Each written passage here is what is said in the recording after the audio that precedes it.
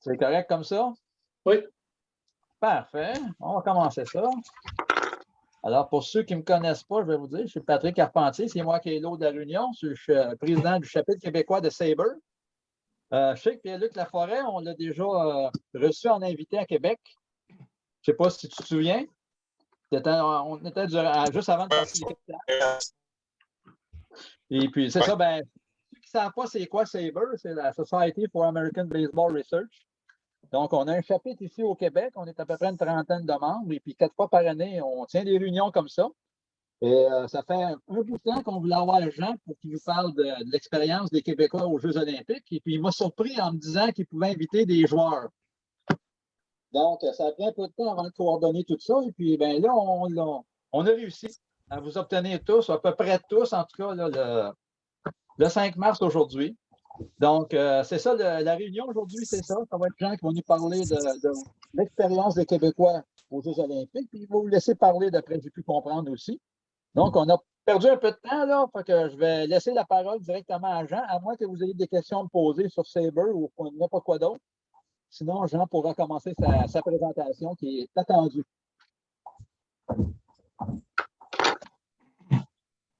C'est correct, Jean? Oui, parfait. Merci. Au lieu de ce que vous voyez, non, comme ça. Right. Ah, on la voit ta présentation. Parfait. Mieux voir la présentation que ma face, fait que c'est correct. Moi, je vois ta face pareil.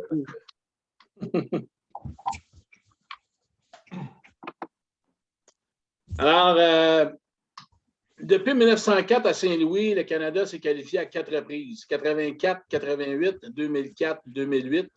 Dans ces 4 éditions-là, il y a seulement 9 Québécois qui ont réalisé leur rêve à participer aux Jeux olympiques en baseball. J'ai débuté pour faire un cours historique là, à partir de 1904 à 64. Donc, les Jeux olympiques de 1904 furent les premiers disputés à l'extérieur de l'Europe. Attribués au départ à la ville de Chicago, ils ont été déplacés à Saint-Louis, où le Louisiana Purchase Exposition décida de créer un département de la culture physique en présentant des compétitions sportives lors de l'exposition universelle de la même année.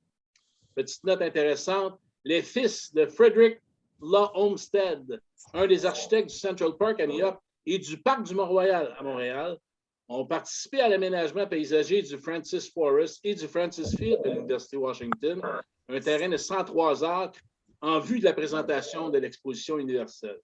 Donc, un petit lien avec Montréal. Lors de la compétition de baseball, quelques matchs d'exhibition ont été disputés. Seulement 99 joueurs ont participé à l'événement. Malheureusement, peu de statistiques ont été compilées et on prétend que c'est l'équipe locale de l'Université de Washington qui serait sortie gagnante de la compétition disputée sur le Francis Field. C'est également à ces Jeux que le Québécois Étienne Desmarteaux a gagné la médaille d'or au lancer du poids. En 1912, maintenant, on répéta l'expérience à Stockholm, alors qu'une sélection américaine composée de membres de l'équipe d'athlétisme, dont 8 furent médaillés, a battu, sans grande surprise, une équipe locale par le pointage de 13-3 dans le seul match de démonstration, disputé au Ostermalm Athletic Grounds. Le Västerås Baseball Club, le premier club suédois créé en 1910, représentait l'équipe hôtesse. Le match dura 6 manches et les Américains, bons joueurs, ont permis aux Suédois une dernière demi-manche de 6 retraits.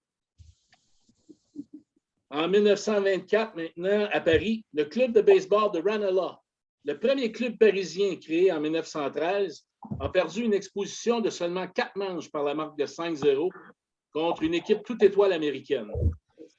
Ce match était au programme des Jeux de l'enfance, un événement qui dura 3 jours joué dans le stade d'athlétisme pendant les Jeux olympiques. À noter qu'en novembre de la même année, les Giants de New York et les Red Sox de Boston se sont affrontés à Paris devant 4000 personnes. Malgré ce match centenaire, les organisateurs des prochains Jeux de 2024 ont décidé de ne pas inclure le baseball dans le programme de compétition, lui préférant, entre autres, le breakdancing. En 1936, maintenant, suivi à Berlin, alors que plus de 90 000 personnes assistèrent à un match entre 2 équipes américaines, nommées les World Champions et les US Olympics, dans le stade olympique situé à Reich Sportsfeld. Le match de 7 manches s'est terminé 6-5 sur un circuit en solo du deuxième but des World Champions, Les McNeese. En 52 maintenant, à Helsinki, on fit entre deux équipes locales une démonstration de Pesäpallo, la version finlandaise du baseball, devenue un sport national depuis, inventé par l'Olympien Lauri Pikala dans les années 20, qui avait été inspiré après avoir assisté en 1907 à un match de baseball des Boston Americans, devenus les Red Sox. Intrigué par la lenteur du sport, il avait compris l'attrait pour les enfants d'une balle et d'un bâton pour s'amuser. Le match d'exhibition a été remporté par le pointage de 8-4 par l'équipe de la Fédération finlandaise de baseball. En 1956 maintenant, à Melbourne, en Australie, un match entre les États-Unis et une équipe australienne attira plus de 114 000 personnes disputées sur le terrain du mythique Melbourne Cricket Ground. L'équipe américaine était représentée par un détachement de Marines du poste de commandement Far East, alors que l'équipe australienne était en grande partie composée de joueurs de cricket du club Sheffield Shield qui se débrouillaient pas trop mal avec un bâton. Comme le terrain avait été aménagé autour de la piste d'athlétisme, la limite du champ droit était seulement à 225 pieds. Un règlement de terrain fut alors institué, stipulant qu'un circuit était accordé si la balle franchissait directement la distance et un double accordé si la balle faisait un bond. C'était surtout pour éviter d'endommager la piste pour les épreuves comme le 1500 mètres, le relais 4x400 et la fin du marathon qui suivrait la fin du match. C'est d'ailleurs ces dernières épreuves qui ont attiré la majorité des spectateurs venus au stade. Au début du match, il n'y avait pas grand monde et le stade s'est rempli jusqu'à 114 000 à la fin du match. Résultat du match, 11-5 pour les Américains après 6 manches de jeu. Et finalement, à Tokyo en 1964, pour la 6e et dernière fois, un seul match fut disputé. Environ 50 000 personnes y assistèrent. Une formation collégiale américaine dirigée par Rod Dedeaux, qui fut nommé Coach of the Century en 1970 par le Collegiate Baseball Magazine, affronta une équipe d'étoiles amateurs japonaises. 8 joueurs américains firent par la suite carrière dans les ligues majeures, dont le joueur de deuxième but, Gary Sutherland, qui a joué pour les Expos de Montréal de 69 à 71. On se souviendra bien sûr qu'il a eu l'honneur de marquer le premier point de la franchise sur un double de Bob Bailey à la première manche du match inaugural le 8 avril dans une victoire de 11-10 face aux Mets de New York au Shea Stadium. Alors, après une pause de 20 ans, le baseball revient au programme olympique à Los Angeles. M. Peter O'Malley, alors propriétaire des Dodgers, fit pression sur la Fédération internationale pour présenter un tournoi de démonstration incluant 6 clubs qui fut assez relevé malgré le boycott de Cuba, gagné par le Japon 6-3 dans le match final les opposants aux États-Unis. Le Canada fit alors sa première apparition au jeu. Un seul Québécois faisait partie de l'équipe canadienne. Malheureusement, il ne peut pas être avec nous aujourd'hui. C'est le lanceur du Concorde Laval et de Miami University, Alain Papenaude. Je vais vous donner un petit peu l'histoire derrière ça. Alors qu'il était avec Miami University, Alain l'a raconté, mais vu qu'il n'est pas là. Alors qu'il était avec Miami University, Jim Fanning est venu le voir jouer. Et plus tard, il a reçu l'appel de Dick Groach, qui était un ancien recruteur des Yankees et des Brewers, qui a entre autres repêché Derek Jeter. Et donc, il a été invité au camp d'entraînement de l'équipe canadienne à Windsor. Il a fait l'équipe. Et cet été-là, en 84, en préparation pour les Jeux, ils ont été au Harlem Baseball Week aux Pays-Bas. Il a été nommé le meilleur lanceur du tournoi. Et lors du tournoi olympique, lors de la démonstration olympique, il a été amené dans le match contre la Corée du Sud en relève à Mike Gardner. Il a réussi 7 retraits sur 3 prises dans une défaite de 3-1. Mais cette année-là également, l'équipe canadienne a été la seule à battre le Japon par la marque de 6-4. Donc, malheureusement, on n'aura pas les commentaires de Alain. Et on se retrouve maintenant en 88. Donc, à Séoul en 88, le Canada termina en 4e place à sa 2e apparition olympique et fut la seule équipe à battre les États-Unis qui remportèrent le match final 5-3 au début du Japon avec le lanceur Jim Abbott au monticule. Dans cette équipe-là, il y avait encore une fois un seul Québécois. Il est avec nous aujourd'hui. Le premier joueur de position québécois à joindre à l'équipe canadienne aux Jeux olympiques. Alors, je l'invite à prendre la parole. Mark Griffin pour nous parler de son cheminement et de son expérience. Marc, vas-y. Ben, merci beaucoup. Ça fait des beaux souvenirs à se rappeler. De voir la photo d'Alain aussi, c'était quelque chose.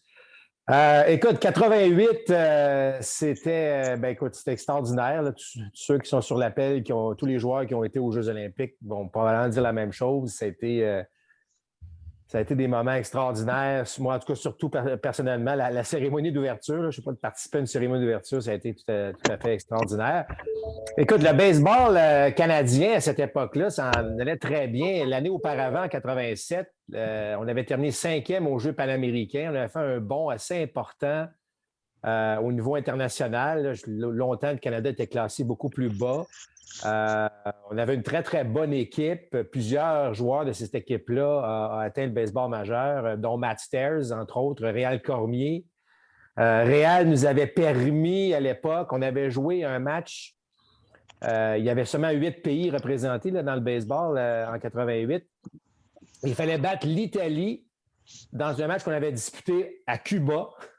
Et c'est Réal Cormier qui avait amorcé ce match-là. Donc, ça avait été un match qu'on prendrait super important parce que si on gagne, on participait au jeu. Si on perdait, ben on laissait l'Italie passer en avant de nous. Et finalement, ben on a remporté ce match-là. La main Réal avait lancé un match tout à fait extraordinaire. Alors, ça nous avait permis de nous retrouver aux Jeux olympiques, qui avait été un été extraordinaire parce qu'on était partis à l'époque, puis on a littéralement fait le tour du monde. On était partis de Mirabel, donc à Montréal, pour aller jouer un tournoi en Hollande, une espèce de tournoi de préparation en Hollande avant les championnats du monde qui étaient présentés en Italie. Donc, on est parti de Hollande pour aller en Italie. Championnat du monde qui avait été présenté dans 13 villes différentes de l'Italie. Et après ça, on était parti d'Italie pour aller jusqu'au Japon pour, encore une fois, jouer des matchs préparatoires, décalage horaire et tout ça, pour se présenter en Corée par la suite, évidemment, aux Jeux olympiques, et retourner au Canada par Vancouver. Donc, on avait vraiment fait pendant 2 mois une tournée, le tour du monde, qui sont des souvenirs tout à fait impérissables. La beauté de la chose, personnellement, dans mon cas, c'est que j'avais déjà signé mon contrat professionnel. On sait que le repêchage amateur du baseball se passait à l'époque en juin. Et toute l'équipe américaine était à peu près tous des choix de première ronde, en fait. Et pour que ces joueurs-là puissent aller aux Jeux olympiques, il y avait eu une entente avec le comité olympique à ce moment-là pour que ces joueurs-là puissent y aller parce que, rappelez-vous, à l'époque, il n'y avait pas de joueurs professionnels qui participaient aux Jeux olympiques. Alors moi, ça m'avait permis, comme joueur canadien, de pouvoir tenter ma chance de signer un contrat professionnel, ce qui fut le cas. Alors, je m'étais présenté aux Jeux olympiques donc avec un contrat en main, ce qui était très, très bon à l'époque, mais la mauvaise nouvelle, moi, ça a été une très, très belle expérience. Ça a mis fin à ma carrière amateur, mais ça n'a pas été nécessairement dans des circonstances extraordinaires parce que je me souviendrai toujours, le premier match, je n'étais même pas l'alignement partant. Et bon, ça m'a mis dans un état pas super. Et j'ai eu des leçons de vie assez importantes parce que j'avais, à ce moment-là, parlé aux médias, trouvant que c'était injuste parce que on disait qu'à l'époque, l'équipe canadienne était un peu supportée par les Blue Jays de Toronto et Jasmin était à l'écoute, mais Jasmin ne prend pas ça personnel. Écoute, là, on m'avait dit il y avait moins d'intérêt. Les Blue Jays, évidemment, n'avaient plus d'intérêt sur moi parce que j'avais signé un contrat professionnel avec les Dodgers. Alors, on m'avait un peu tassé pour faire la place à un autre voltigeur.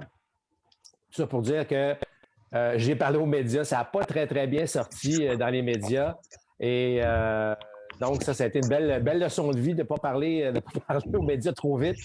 Et par la suite, ça a été la bonne chose parce que tu as parlé, Jean, qu'on avait battu les Américains et j'avais été donc de la formation partante à ce moment-là. J'avais joué aussi le match contre la Corée. Le problème qu'on avait eu, puis là, je finis ça rapidement, le problème qu'on avait eu, on était dans un pool, selon moi, favorable. On avait battu l'Australie dans un match préparatoire, pointage extrêmement élevé. Là, j'ai comme 13-2 en tête. Mais on s'en va perdre ce premier match-là, 5-3 contre l'Australie, ce qui nous place dans une position vulnérable. On perd par 1 point contre la Corée pour finalement battre les Américains, mais ce n'était pas suffisant pour, évidemment, pour passer en ronde des médailles. Et moi, mon aventure, personnellement, par la suite, je me suis retrouvé immédiatement après les Jeux à aller en Arizona pour la Ligue d'automne, l'Instruction League qu'on appelle, pour amorcer ma carrière professionnelle à ce moment-là. Merci, Marc. Tu as parlé de leçons de vie aussi. Je sais que tu me l'as déjà conté, mais pour le bénéfice des gens qui sont là, peux-tu raconter le fameux meeting quand tu es rentré dans le bureau du coach avec ta mid de catcher, mais que c'est un autre dénouement là, qui s'est passé? Bien, ça, c'était avec l'équipe canadienne junior. Donc, c'était 2 ans auparavant. Bon, ceux qui ont fait le camp U-Team. Bon, vous savez, vous connaissez la shape de Pierre-Luc Laforêt. Ben, moi aussi, j'étais receveur, mais pas avec la même shape de Pierre-Luc, évidemment. J'étais 6 pieds, 150 livres quand je me suis présenté au camp. Mais j'étais un receveur. J'étais receveur dans le junior avec les Patriotes de Sainte-Foy. Je me suis présenté donc comme receveur au camp d'entraînement. Puis au bout d'une semaine, une dizaine de jours, ben là, il faut évidemment des coupures massives. Alors, ils rencontrent chacun des joueurs. Je me retrouve dans le bureau de Jim Ridley, qui était l'instructeur-chef à ce moment-là.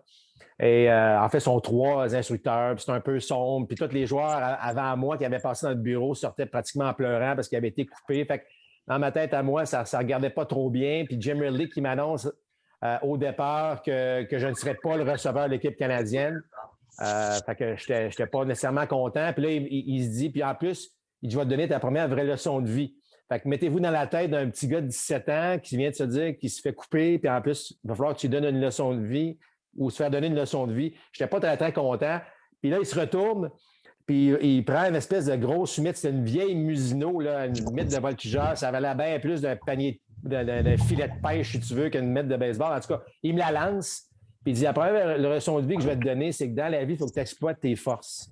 Puis moi, évidemment, j'avais un bon bras. Comme receveur, ça me servait bien, mais j'étais aussi très rapide, ce qui ne me servait pas comme receveur. Alors, il m'avait dit, écoute, serre-toi de tes jambes, cours comme une gazelle, pogne les balles, puis avec ton bras, ramène-nous ça le rapidement possible, puis tu as 1 semaine pour nous montrer ce que tu sais faire.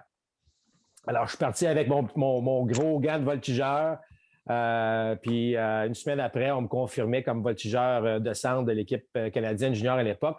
C'est vraiment là que tout a démarré parce que mon cheminement à l'équipe nationale s'est poursuivi donc l'année suivante pour les Jeux Pan Am puis les Jeux olympiques et qui m'a préparé, évidemment, pour devenir un voltigeur de centre au niveau professionnel. Belle leçon de persévérance. Merci, Marc. Ça fait plaisir.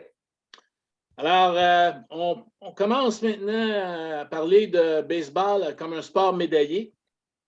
Le 13 octobre 1986, lors d'une réunion du Comité international olympique, le baseball fut officiellement inclus comme sport médaillé au programme des Jeux. 4 jours plus tard, la ville de Barcelone, en Espagne, fut désignée l'hôtesse des Jeux de la 25e Olympiade de 1992.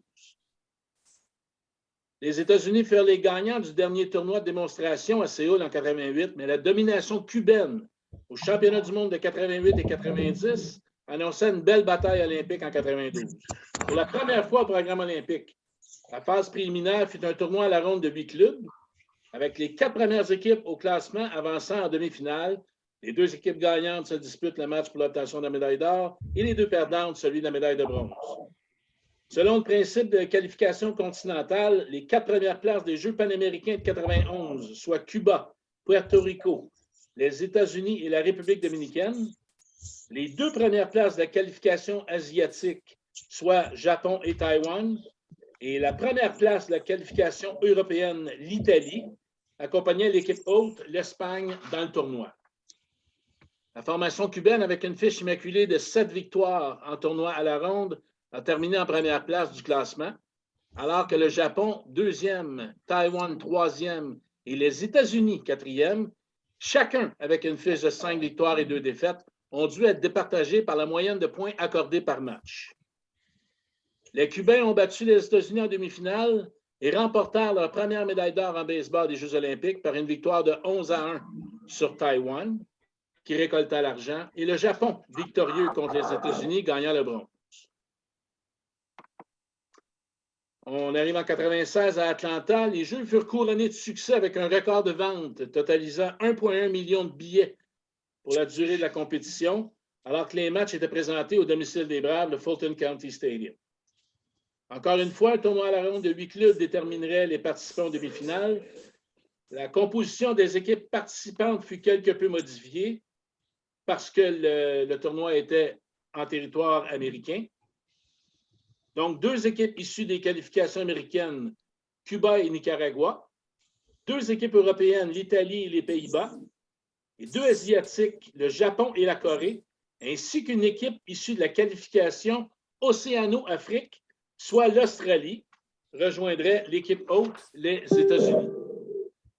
Cuba a encore une fois confirmé sa domination mondiale avec une fiche de 7 victoires en tournoi à la ronde, suivi des États-Unis avec 6 victoires et une défaite, et le Japon 3e et Nicaragua 4e, avec une fiche de 4 victoires, 3 défaites, le Japon ayant battu le Nicaragua lors de leur duel. Les États-Unis qui avaient bâti une équipe redoutable, avec 16 joueurs qui atteindront plus tard les ligues majeures, ont dû se contenter de la médaille de bronze devant les Cubains, qui ajoutèrent une 2e médaille d'or à leur palmarès, disposant du Japon lors du match final. À leur tour en 2000 à Sydney, les Jeux furent un succès indéniable, alors que 97 % des billets furent vendus pour la totalité des 32 matchs présentés. Pour la première fois, il fut permis d'inclure des joueurs professionnels et la participation des 5 continents, incluant l'Afrique, permit de confirmer aux yeux du monde entier l'internationalisation du baseball. La composition des équipes participantes au tournoi fut comme telle, soit 2 équipes issues des qualifications américaines, Cuba et les États-Unis, 2 européennes, l'Italie et les Pays-Bas, 2 asiatiques, le Japon et la Corée du Sud, ainsi qu'une équipe issue de la qualification Océano-Afrique, soit l'Afrique du Sud, qui rejoindrait l'équipe hôte, l'Australie. Cuba a encore une fois confirmé sa domination mondiale avec une fiche de 7 victoires en tournoi à la ronde, suivi des États-Unis, 6 victoires, une défaite, et la Corée du Sud, 3e, et le Japon, 4e, avec une fiche de 4 victoires, 3 défaites, et la Corée du Sud ayant battu le Japon lors de leur duel.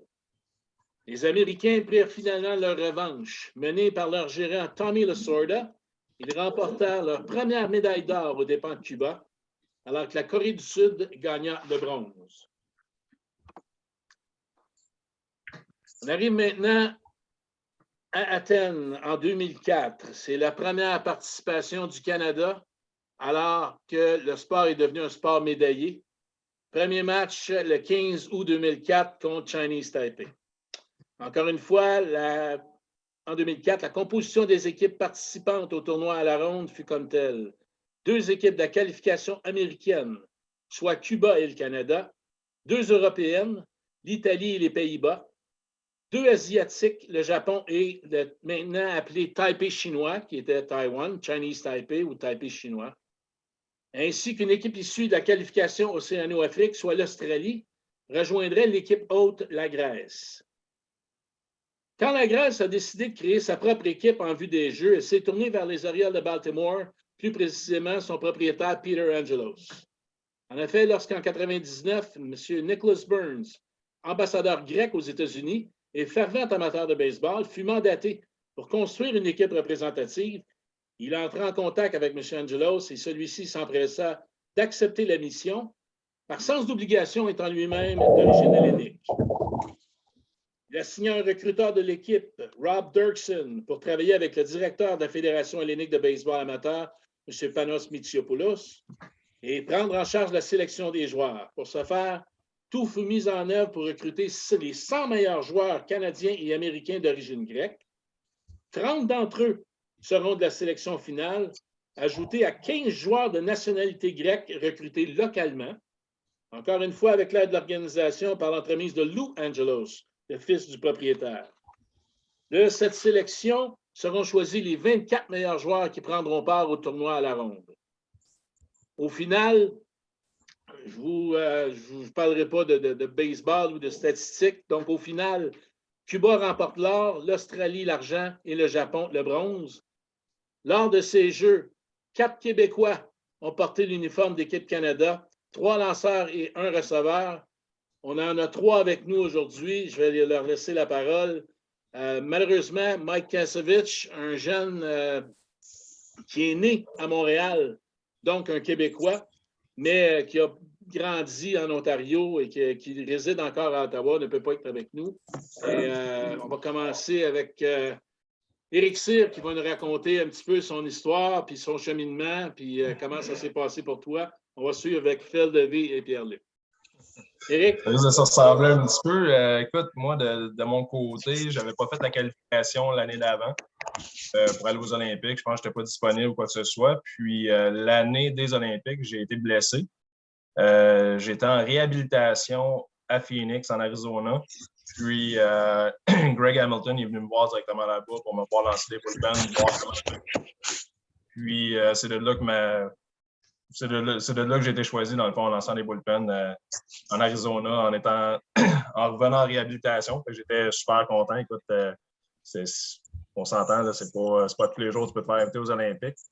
Fait que par la suite, comme tout le monde, on est allé se rejoindre à Toronto, toute l'équipe, puisque, tu sais, une chose qui était vraiment le fun, on avait un Stubby Clap ou beaucoup de vétérans dans cette équipe-là. Je pense qu'il y avait 16 joueurs qui avaient joué en Ligue majeure avant, qui est quand même assez impressionnant là, sur un lot de joueurs comme ça. Mais le bonding qui s'est fait tellement rapidement entre ces gars-là, c'était incroyable. Là. On ne vit pas ça tous les jours dans une équipe professionnelle. Ça, c'est impossible. Fait que c'est la grosse mémoire que j'ai de ça. Bon, évidemment, par la suite, là, on est parti de Toronto, on est allé en Italie. Je ne me trompe pas, on a fait un petit tournoi là de pré-olympique. Puis par la suite, on est allé directement en Grèce. Puis, je pense comme les boys, là, le souvenir, le gros souvenir de déception qu'on a, c'est la game contre Cuba. On aurait pu être médaillé d'or ou médaillé d'argent. Il y a eu une erreur qui s'est faite, là, que Peter Hurk a fait une erreur à un moment donné. On menait 3-2 en fin de game, puis le gars, il n'a pas fait une erreur du tournoi. Ça a juste tombé au mauvais moment.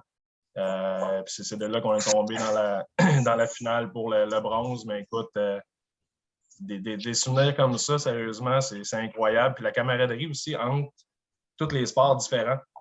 On a bien beau dire les boys au baseball, on a eu du fun, là, mais on a eu beaucoup de fun aussi avec les autres sports. Les gars doivent s'en souvenir. Je ne me souviens pas c'est qui était allé le faire, là, mais je pense que c'est l'Afrique du Sud en avant de nous. C'était ça, Pete? L'Afrique du Sud, oui. Les autres n'ont pas trouvé drôle. Non, mais on est allé voler un Bluetooth, un drapeau, quelque chose du genre qu'il y avait sur un balcon. Fait qu'on avait mis une rançon, il fallait qu'ils nous ramènent une caisse de bière, quelque chose du genre. Fait que ça avait parti de quoi avec eux autres, mais c'était vraiment drôle. Fait qu'on avait une petite gang de clowns. Fait sérieusement, c'était le fun. C'est des événements que je n'oublierai jamais de ma vie et qui ont rapporté beaucoup. Oui, tu peux avoir des déceptions dans la vie, mais en même temps prendre le positif de ça. Oui, on n'a pas gagné de médaille. On a fini 4e, c'était incroyable, mais le bonding qu'on a eu entre les boys, on se encore sur Facebook, on est capable encore de communiquer avec les boys, là, puis si on se voyait aujourd'hui, tout ensemble rassemblés, on aurait un sacré party. Fait que c'est des choses que j'oublierai jamais de ma vie. Là. Je ne voulais pas trop parler de ce match-là parce que je me serais mis à pleurer, là, mais c'est moi qui annonçais le match, puis j'étais resté correct jusqu'à la fin du match. Quand j'ai fermé mon micro, j'ai retourné à l'hôtel, j'ai broyé tout le temps dans l'autobus. Je peux dire qu'on a tous broyé dans l'autobus. Ouais, on était des gros bébés, puis c'est normal aussi, là, on a vécu. Puis je pourrais même te dire, le lendemain, après la game du Japon, ça a continué à sortir aussi, parce c'était rough. Là. Ça a été rough mentalement, ça a été rough pour les émotions. Mais ça fait partie de la game. Tu ne peux pas tous les gagner. Tu peux pas, à un moment donné, ça fait partie du jeu de perdre des matchs dans des moments durs aussi. Là. Pendant le tournoi, quand on t'a donné la balle, là, comment tu te sentais? C'était quoi? Rappelle-nous un petit peu la situation où tu as embarqué dans les matchs. Écoute, je pense que j'en ai lancé 3, une fois contre l'Australie puis 2 fois contre le Japon. J'ai lancé une manche contre l'Australie en relève. Puis j'ai lancé, je pense pas que c'était Pete qui catchait cette manche-là, c'était la dernière manche. Puis les 2 autres fois contre le Japon, c'était Pete qui catchait. J'ai lancé 3 manches en relève, ça a super bien été. Puis les 2 fois, dans le fond, j'ai lancé 3 manches en relève, ça a vraiment bien été. Fait que j'étais super content du tournoi. Puis c'est ça, je revenais d'une blessure, puis je me sentais vraiment bien, ce qui était le fun aussi. Là. Puis, on le sait, pendant les Olympiques, tu ne peux pas prendre d'anti-inflammatoire, quoi que ce soit. Si tu as un mot de bras, il faut que tu vives avec. Là. Fait que, honnêtement, j'ai été extrêmement chanceux parce que je n'ai pas eu de mal de bras pendant tout du tournoi. Je sais que chacun des joueurs avait une utilisation spécifique qui avait été recommandée par les organisations. Donc, on ne pouvait pas lancer plus que tant de manches ou il y avait comme quelque chose qui avait été dit, mettons, pour moi, par les Angels à Greg Hamilton pour le nombre de manches lancées et tout. Puis, ça a quand même bien fité dans le tournoi. Je pense que c'est ça, j'avais lancé 3 fois, je me souviens bien. Puis, ça a très bien été. Parfait. Merci, Eric. Merci pour le partage. Phil Devy?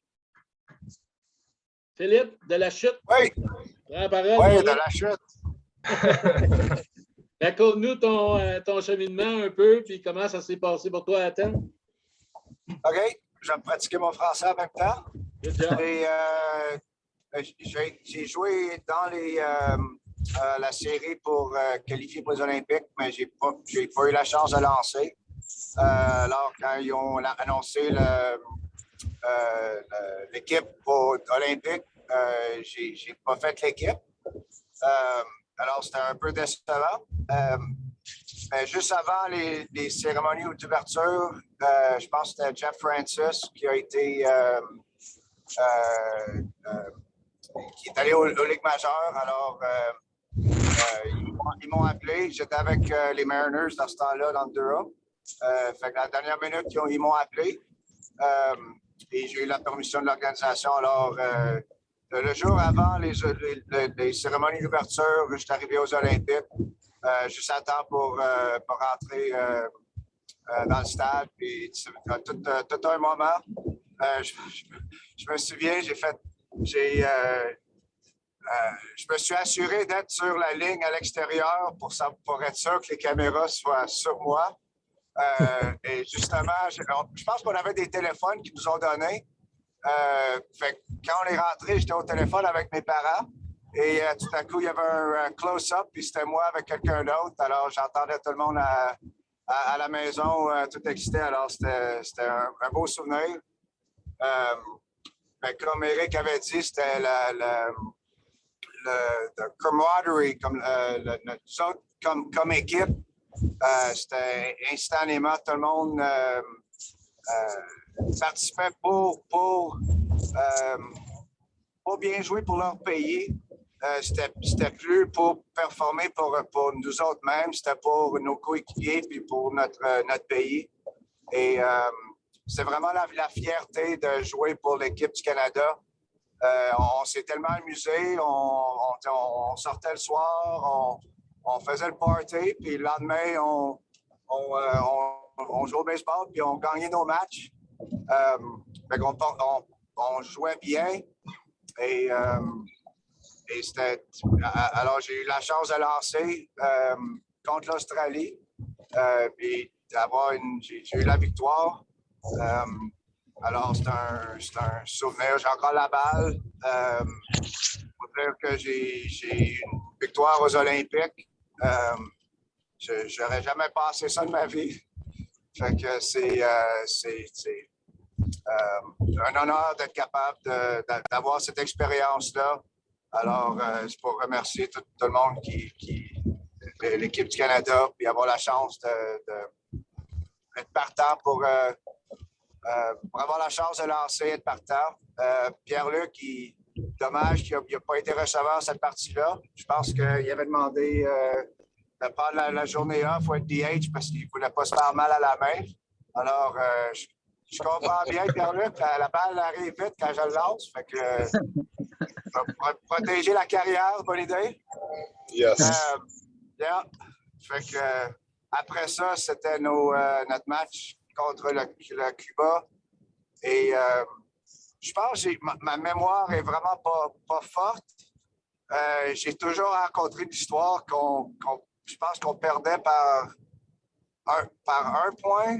Et on était le 9e manche, on était sûr qu'il y avait un circuit frappé, une balle vraiment frappée fort au champ gauche.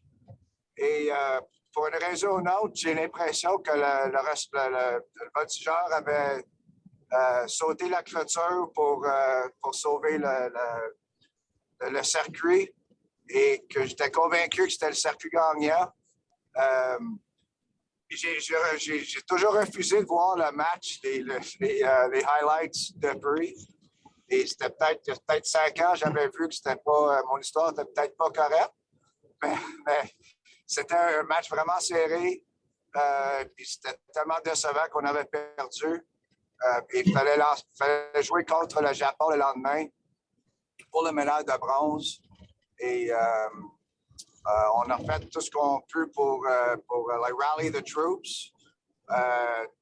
Pierre-Luc et Eric, je suis sûr que vous vous souvenez de notre warm-up avant le match. On n'en parlera peut-être pas, mais c'est vraiment. Je raconte encore cette histoire-là. Je me souviens de Simon Pond et it's the best. Puis je pense que le Japon nous a battus par au moins 10 points, si ce n'était pas plus. 11 heures. Alors, Mercy Rule, 11 combien? heures. Mercy 11 Rule, heures? 11 heures. Ouais. Son of a bitch. Ça fait mal. Mais, Phil, j'aimerais ça, je sais qu'on en a déjà parlé, moi et toi, mais de ta carrière de baseball aussi, c'est le fun de toucher ce point-là parce que chacun de vous, chacun des joueurs à qui je parle, vous avez tous retenu des leçons de baseball. Quelle leçon de baseball tu appliques aujourd'hui dans ta carrière d'homme d'affaires? Il y en a des millions. Décevant, mais on s'habitue tellement des mauvais moments ou des erreurs et être capable de se reprendre et retourner le prochain jour ou continuer à travailler fort pour avoir les résultats qu'on espère avoir. Et ça se fait jamais overnight. C'est it's a process. Et pour être capable de comprendre ça, dans le business ou même dans le mariage, même avec les enfants,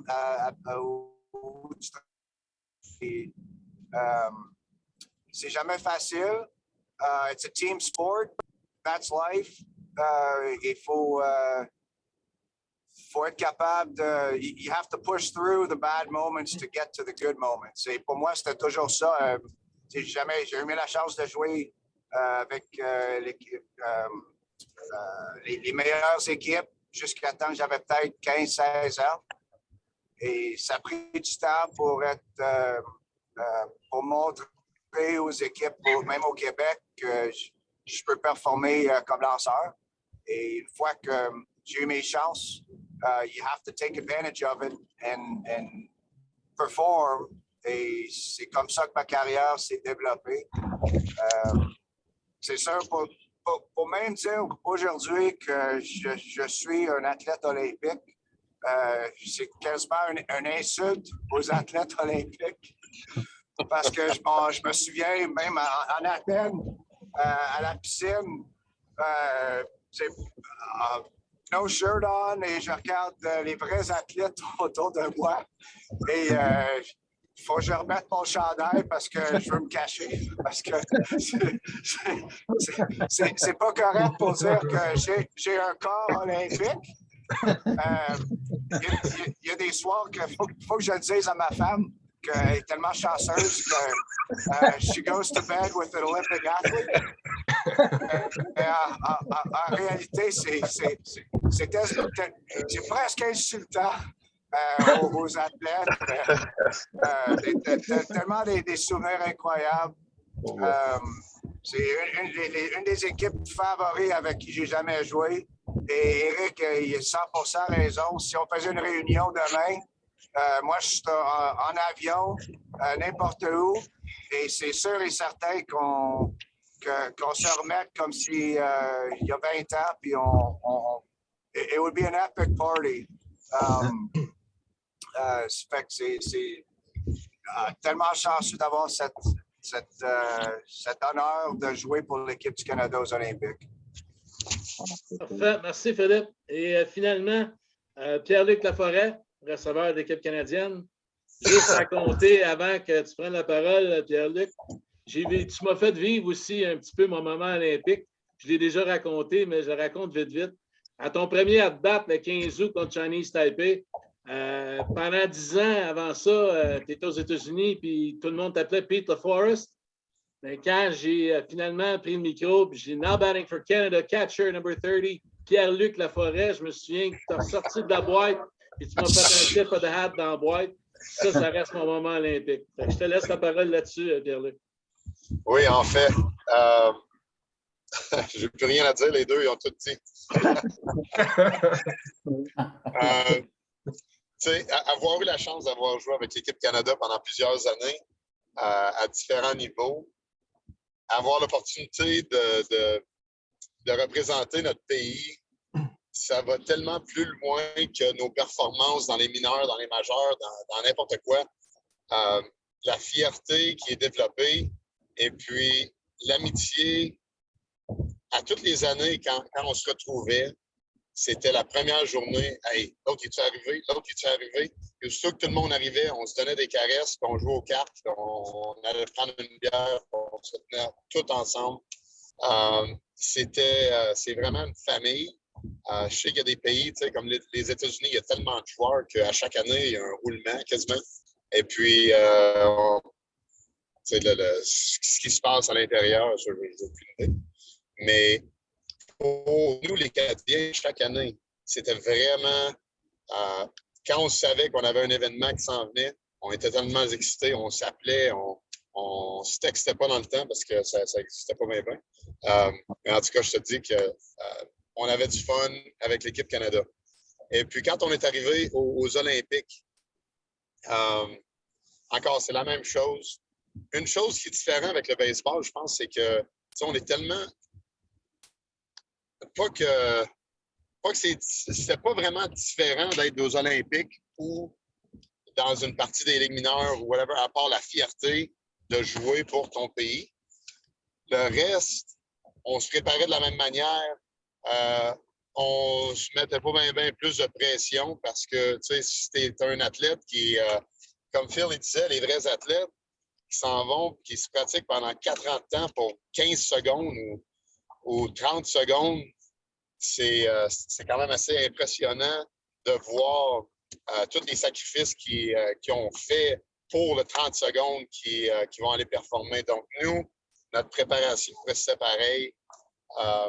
Et puis, c'est ça qui faisait un petit peu plus, qui était un peu plus relaxant quand on allait jouer. Et puis de là, certains des petits faits saillants. Je m'en souviens pas. Peut-être qu'Éric s'en souvient. C'est qui avait sauvé la vie à notre trainer qui avait choqué sur un watermelon? Qui avait fait on avait donné le Hamlick. Il était étouffé et puis un des joueurs a sauvé la vie à notre trainer. C'était un fait saillant assez impressionnant. Et puis de voir l'équipe de softball féminin des États-Unis passer à côté de nous, qui était plus grosse que nous à toutes les positions, était quand même assez impressionnant aussi. C'était qui? C'était Jenny Finch? Jenny Finch, Fernandez, toute la gang. Elle mesurait 6 et 4. 6 pieds 3, 6 pieds 4 était la moyenne. Puis nous, on avait notre Phil Devey, le représentant du Canada, avec sa shape. Mais non, honnêtement, là, c'est des expériences qui sont tellement incroyables. Et puis, on parle tous de la partie du Cuba. Je compte encore l'histoire à plein de monde, les hauts et les bas émotionnellement qui ont passé, que j'ai eu pendant cette partie-là, où il y avait on était tellement nerveux, on s'est relaxé, on était content, on était fâché, et puis on avait un sentiment de « Hey, on va gagner ça ». On était craqués, et puis la chute de la 8e manche, et puis retourner en 9e manche avec, je m'en souviendrai toujours, on parlait Eric en parlait. Kevin Nicholson, il est arrivé, et puis il y avait 2 gars ses buts. Il ne trouvait pas son bâton pour aller. Il faisait un pinch hit. Il ne trouvait pas son bâton. Il a pris le bâton du Stubby Clap. Il a couru au marbre. Il a frappé le pitch. Le vent poussait à peu près 25 000 à l'heure.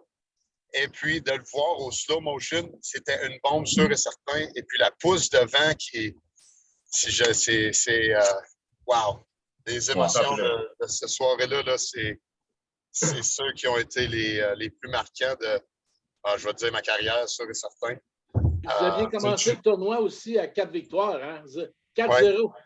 Vous aviez fait le tournoi à la ronde 5-2, mais vous aviez commencé à 4-0. Personne ne vous voyait là. Non, on avait tellement une bonne équipe. Même les qualifications qui nous ont permis d'aller aux Olympiques, on était tellement dominants. On avait un groupe de joueurs qui jouaient bien ensemble, qui avaient du plaisir ensemble. On avait just a gang of grinders. Just get after it and go kick some butt. Non, c'était des années que j'oublierai jamais, des événements qui m'ont marqué à vie. Et puis, je suis vraiment content de pouvoir compter des histoires une fois de temps en temps. Nous, pour terminer, tu fais du baseball aujourd'hui à tous les jours avec des jeunes. Quelle leçon de vie ou quelle leçon tu essaies de leur inculquer? Je pense qu'on est rendu d'une société qui veulent tous maintenant, now, et puis des expectations que le jeune de 8 ans, 9 ans, 10 ans va se rendre dans les majeurs, va aller au collège, va tout aller faire, et puis la pression que les jeunes ils ont maintenant en jouant au sport, pas juste le baseball, un peu de tout. C'est quand même difficile. Et puis, mon message est toujours que, écoute, les boys, je viens du Canada, je viens de Gatineau. J'ai joué 20 games par année jusqu'à temps que j'aille 15 ans. J'ai demeuré à Perkins. J'ai joué une année à 7 ans. J'ai pas joué pendant 4 ans. J'ai repris le baseball à 12 ans. Rien fait jusqu'à 15 ans. Puis à 16 ans, je suis allé à l'ABC. J'ai pris la décision de travailler fort. Et puis, c'est le message que je donne aux jeunes. Écoutez, les boys, tout vient de vous. Si tu veux t'améliorer, si tu veux jouer, si tu veux aller jouer au secondaire, à l'université ou dans les ligues professionnelles, la première chose qu'il faut qu'il arrive, c'est que toi, tu décides que tu veux pratiquer, tu veux faire des sacrifices, et puis tu es prêt à faire ce qu'il faut pour t'améliorer. Donc, tant aussi longtemps que c'est ton père qui t'apporte et qui te force à jouer, il n'y a rien même qui va s'arriver.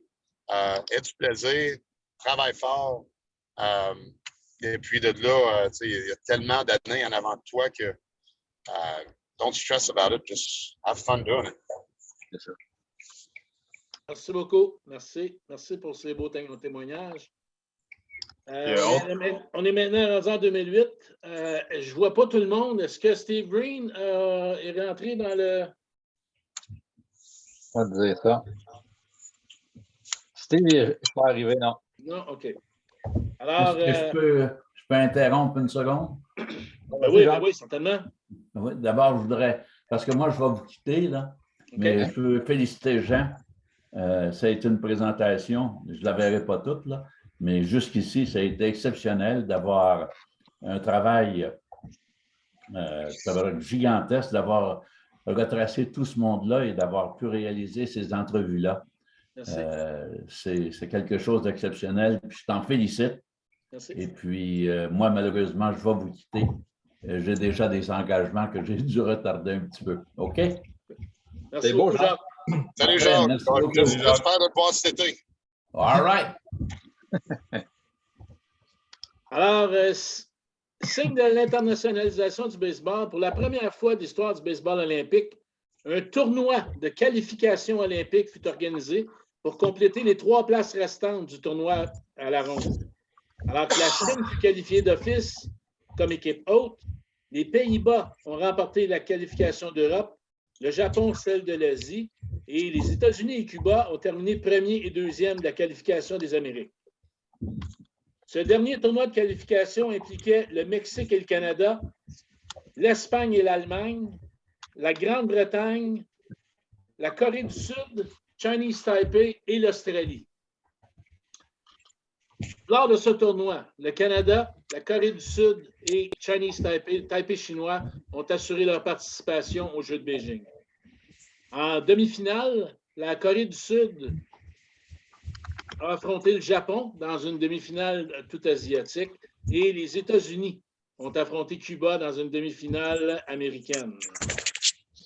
Et fait à noter, je vais vous suggérer aussi d'aller voir sur YouTube Beijing 2008 Gold Medal Games.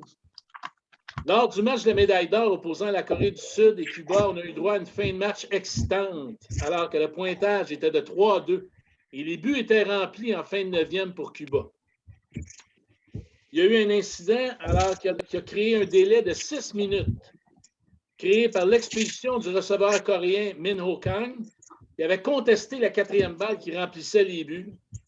Et le lanceur partant, Yoon Jin Ryu, le cousin de Benoît, a été remplacé par Tae Yong Chung, avec un compte de 2 prises à Yulieski Guriel. Celui-ci a frappé dans un double jeu sur un roulant à l'arrêt-court, mettant fin au match et permettant à la Corée du Sud de remporter la médaille d'or. C'est un moment vraiment épique là, du tournoi en 2008. Les États-Unis ont remporté la médaille de bronze avec une victoire de 8-4 sur le Japon. Dans cette équipe-là, malheureusement, il n'est pas encore avec nous. Je pense qu'il est encore au travail. Il m'avait dit qu'il travaillait, mais qu'il essaierait d'être avec nous. Dans cette équipe-là, il y avait 2 Québécois, Steve Green et Emmanuel Garcia. Steve a été... non, c'est ça, je n'ai pas pris de stats. Je pensais que Steve nous dirait là, ses moments là, sur le monticule. L'histoire avec Emmanuel, c'est qu'il était à Binghamton dans le 2A. Et puis, c'est Pete Orr, justement, qui a été appelé dans les majeurs. Et on a appelé Emmanuel en renfort à l'arrêt-court. Alors, il a eu sa place au niveau des Olympiques. Également, ce matin, là, Denis m'a mentionné qu'il ne pouvait pas être avec nous. On avait également l'instructeur des lanceurs, Marc, en a glissé un petit mot là, au niveau de 88. Les joueurs professionnels n'avaient pas le droit à ce moment-là de participer au jeu. Alors, Denis avait perdu sa chance parce qu'il avait signé avec les Blue Jays. Et puis, donc, il n'avait pas pu participer aux Olympiques en 88.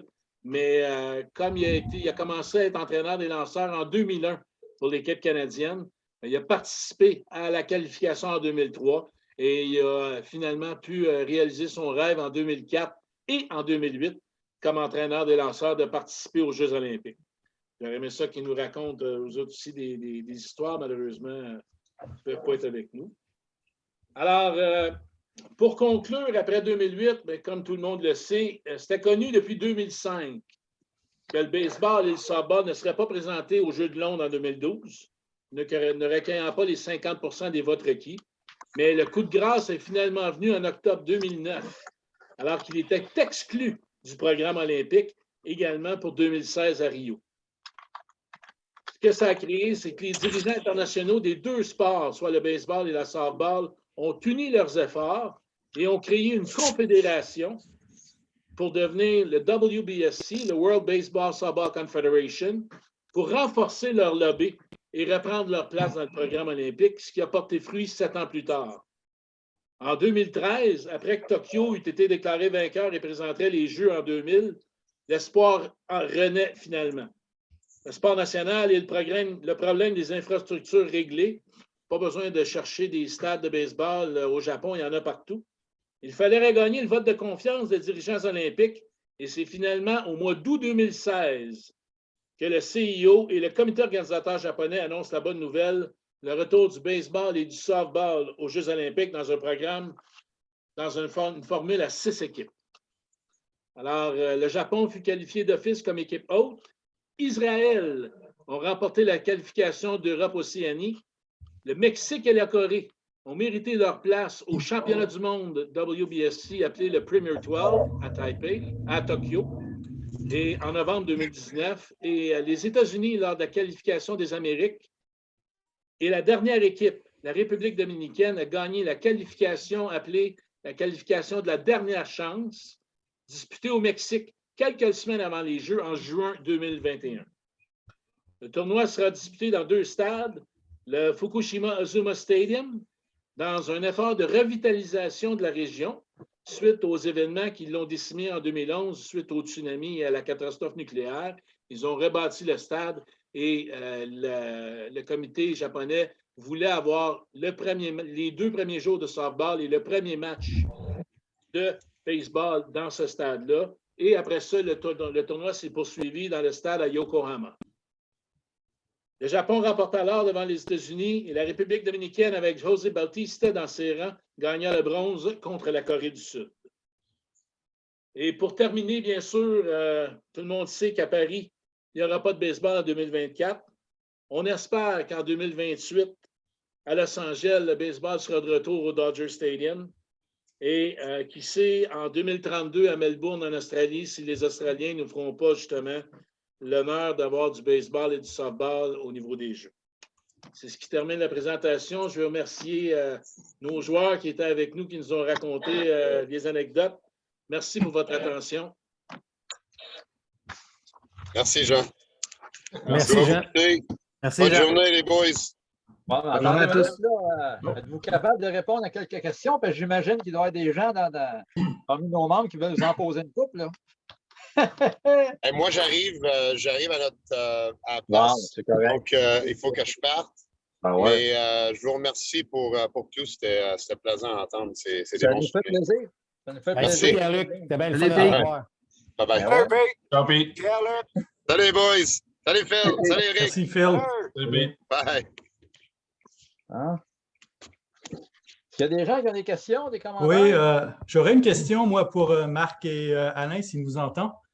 Comment c'était de diffuser les matchs à 3 heures du matin à Tokyo il y a quelques mois? Oui, bien, effectivement, c'était pas évident. Là. Je te dirais que, en raison de la COVID, imaginez-vous qu'il n'y avait pas de salle de repos. Parce qu'habituellement, lorsqu'on a les Jeux olympiques, avec évidemment Outre-mer, il y a des salles de repos, mais la COVID nous empêchait ça. Fait que moi, j'ai besoin de mon sommeil. On présentait un match là, à 11 h le soir, donc jusqu'à 2 h du matin, puis il fallait en présenter un autre à 5 h. Donc, on avait un petit 2h30 dans pleine nuit. Fait que j'ai couché dans mon auto une couple de soir pour essayer d'avoir un peu d'énergie pour commenter le reste des matchs. Mais j'ai beaucoup aimé, moi, le calibre. Je comprends que ce n'est pas le baseball majeur, mais on a quand même eu droit à un très, très bon spectacle tout au long des Jeux. Ça a été vraiment un honneur de les faire. Là. C'est la première fois, moi, que je diffusais. En fait, j'étais analyste à des Jeux olympiques. Donc, c'était le fun d'avoir un retour après plusieurs années là, d'avoir participé aux Jeux olympiques. Je pense que Christian a une question pour nous autres. Oui, c'est une question pour Éric. Je pense que Pierre-Luc aussi était sur cette équipe-là en 2006. Peux-tu nous parler du fameux match contre les États-Unis à la Classique mondiale que vous avez gagné? Oui, une belle victoire je pense que je me souviens bien, 8-6. Je sais que je suis rentré en relève aussi, puis on menait quand même par plusieurs points. Je suis rentré en relève contre Jason Varitek, qui a frappé un grand chelem sur le deuxième lancé. C'est Pierre-Luc qui était catcher. Fait que non, c'est ça. Ils sont venus dans le match, on menait 8-2, ils sont venus 8-6. Puis après ça, on a closé ça. Sea Green a closé le match pour en finir. Puis non, ça a été une grosse victoire. J'ai lancé 2 matchs et un tiers, je pense, dans ce match-là. C'est ça, c'est des bons souvenirs. J'ai affronté, j'ai striké A-Rod. Je sais que Maxime Saint-Pierre aussi a catché dans ce match-là. Fait que Pierre-Luc m'a catché la première manche, puis c'est Maxime qui a catché le restant du match. Puis c'est ça, fait que j'ai striké A-Rod et Derek Lee, un après l'autre. Fait que c'était des très, très bons souvenirs aussi. Honnêtement, sais, oui, jouer dans la Ligue majeure, c'est une chose, mais jouer pour l'équipe Canada avec les boys et la camaraderie qu'il y a, c'est pas le même niveau du tout. Les gars l'ont vécu aussi. Là. C'est tellement pas la même chose, c'est totalement différent. Quand tu joues dans les lignes nord, on dirait que le gars qui est à côté de toi, c'est ta compétition pour c'est qui le prochain qui va monter en haut. Dans l'équipe Canada, c'est pas ça. Là. On est tous au même niveau, on n'ira pas plus haut que ça. C'est tout ensemble, on y va ensemble, on y va pour le même but. Puis encore une fois, même dans le World Baseball Classic, tu avais des Larry Walker qui étaient là pour coacher, Réal Cormier qui était là, qui était extrêmement sympathique. Les gars, sérieusement, il y en avait quand même plusieurs qui étaient. C'était surtout les gars des Ligues majeures ces années-là. Puis, les gars, ils faisaient en sorte qu'on avait du fun. On prenait l'avion dans ces années-là. Ça, c'était le fun aussi. Là. Fait qu'on prenait l'avion, on jouait au poker dans l'avion, tout ça. Les gars étaient super cool. C'est des choses que tu ne peux pas oublier. Là. Et comment était l'atmosphère pendant ce match-là, puis après, quand vous avez battu les Américains? Bah, c'est sûr que, tu sais, je pense, je sais pas pour les autres joueurs, mettons, les autres années avant nous, j'imagine que c'était un petit peu pareil. On aime ça prendre une coupe de bière après les matchs. Fait que c'est sûr qu'on avait un Larry Walker pour nous aider un peu là-dedans. C'était pas la meilleure influence, mettons. Mais, tu sais, sérieux, ça a été, écoute, le party. Mais, tu sais, à la base, on est là vraiment pour gagner. Tu sais, on n'allait pas là juste pour faire un acte de présence. Fait qu'on allait là pour gagner. Les gars avaient tous le même désir de gagner. C'est sûr qu'on avait un pool assez fort, merci, là, avec les États-Unis, le Mexique. On s'est fait battre par le Mexique, mais juste d'avoir battu les États-Unis avec, honnêtement, une équipe de All-Star. Derek Jeter, Jake Peavy était là comme lanceur. Il y avait des gros noms. Là. On n'était pas pantoute au même pied d'égalité qu'eux autres. Puis finalement, on s'est rendu compte qu'on était capable de les battre et qu'on avait quand même une excellente équipe. On avait beaucoup, beaucoup de bons joueurs dans cette équipe-là. Tu n'as pas tout le temps besoin des All-Stars pour gagner un match. Tu as besoin des gars qui font le travail au bon moment. Puis c'est ce qui est arrivé aussi. Là. Merci. D'autres choses? D'autres questions? Profitez-en, là, on a des anciens joueurs de majeur avec nous autres, c'est rare, ça arrive, ça là. Je vais poser une question d'abord. Aux Olympiques, est-ce que vous avez assisté à d'autres compétitions? Oui. Nous, on est devenu proche un peu avec Water Polo, l'équipe de softball, évidemment, vu qu'on jouait pas mal dans les mêmes stades. Fait qu'on allait voir les matchs des autres. Je suis allé voir les plongeons. Je connaissais Alex Despatie. Je suis allé voir un petit peu les plongeons. Ça a été pas mal les événements que je suis allé voir là, pendant les Olympiques. Moi, c'était les Olympiques. Vas-y, Eric. Mais encore là, c'est ça. On avait un salon pour les athlètes du Canada. On se rencontrait beaucoup d'athlètes dans le salon. C'est là qu'on se mettait à jaser un petit peu avec les autres athlètes de leur sport et tout ça. Fait que ça a été des bons échanges quand même. Comme Pete disait tantôt, leur vie à eux autres, c'est qu'ils travaillent pendant 4 ans pour arriver à ce but-là. Nous, c'est ce qu'on faisait comme profession, dans le fond. Fait que, on a été sélectionnés pour aller là. On ne s'est pas classé nous-mêmes pour aller là. On a été sélectionnés par les entraîneurs, les dirigeants de Baseball Canada. C'est sûr que ça fait chaud au cœur quand même de se faire choisir, là, mais on n'a pas travaillé pour arriver là. On a travaillé, nous, dans le but d'arriver, retourner dans la Ligue majeure ou aller jouer dans la Ligue majeure puis progresser dans notre sport. Donc, la mentalité était vraiment différente d'un athlète à l'autre. Moi, j'allais juste dire que moi, c'était la belle année de Ben Johnson. Okay. Alors, vous comprendrez que autant tu te promènes avec ton kit d'équipe Canada où ils te fournissent en linge puis tu es toujours en rouge. Quand Ben s'est fait pogner, entre guillemets, ben là, on retourné dans le pavillon du Canada puis c'était comme, OK, là, si vous avez des T-shirts des Dolphins de Miami puis une casquette Nike, mettez ça parce que pour les 3-4 jours suivants, il ne fallait pas être habillé en Canada, disons. C'est ça. Tu sais, Marc, si ton but en allant aux Jeux olympiques, c'était de faire parler de toi, je pense que tu as échoué à la tâche cette année-là. Ils ont plus parlé de Ben que d'autres choses, je pense. Hein? Écoute, heureusement que nous autres, notre tournoi s'est passé. En fait, notre tournoi était terminé, lorsque Ben courut. Fait que ce qui était le fun, c'est qu'on pouvait aller participer à voir d'autres sports. Là, comme moi, je suis allé voir. Moi, c'est le volleyball masculin qui m'a le plus impressionné, là, personnellement. Écoute, voir ça en direct, proche, là, c'est extraordinaire. Mais effectivement, on avait terminé, nous autres, donc on avait C'est ça. On avait l'attention avant, mais Ben a tout pris après. Il y a pas de doute. Exactement ça. Hein? J'ai Donc, une histoire de Ben Johnson parce que ça me fait penser aux Olympiques. J'avais peut-être 12 ans, 13 ans quand Ben Johnson a été durant ces Olympiques-là. Fait qu'en 2004, 2004, je n'avais pas fait l'équipe. J'étais agent libre. Je me préparais pour le spring training. Et honnêtement, j'ai vraiment pensé fort à prendre des stéroïdes. Je me disais qu'en arrivant au spring training, il faut que je lance plus fort. J'ai fait des recherches. J'ai fait des enquêtes où trouver les stéroïdes. Okay. Et j'avais toujours en tête que I have an outside chance of being on the Olympic team. Et j'ai même appelé un ami qui travaille pour WADA, l'organisation qui teste aux Olympiques, et je lui ai demandé combien de temps ça prend Anyways, il m'a dit, when they caught Ben Johnson, it stayed in his system for over 6 months. Et je me suis dit, man, je veux vraiment pas prendre une chance. Alors, j'ai pas fait de stéroïdes. Le jour que je suis arrivé aux Olympiques, on était tous dans un autobus et il y a un directeur qui est venu dans l'autobus. Il a dit, Phil Davy? J'ai dit oui. J'ai dit, on t'a choisi pour tester pour les stéroïdes.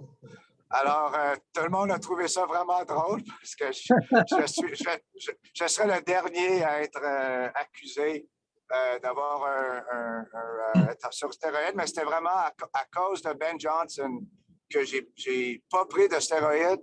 Et si je l'aurais pris, j'étais choisi à être testé.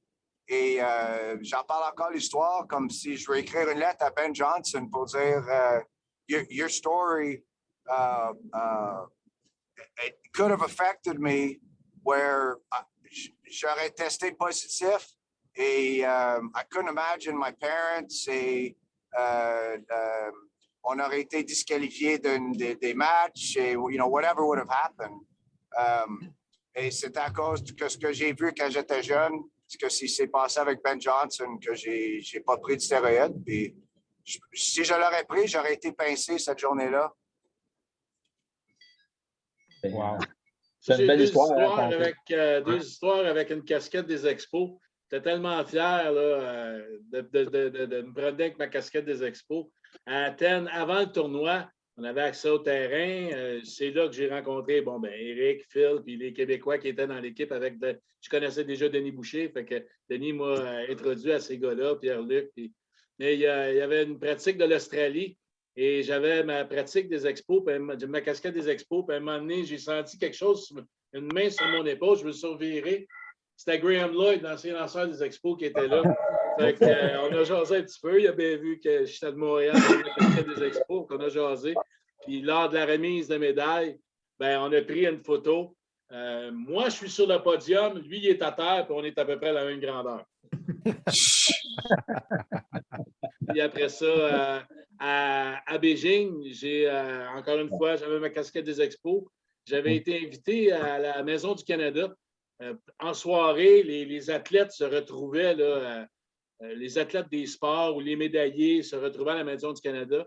J'avais été invité à la maison et puis Denis était là avec Réal Cormier et sa femme Lucienne.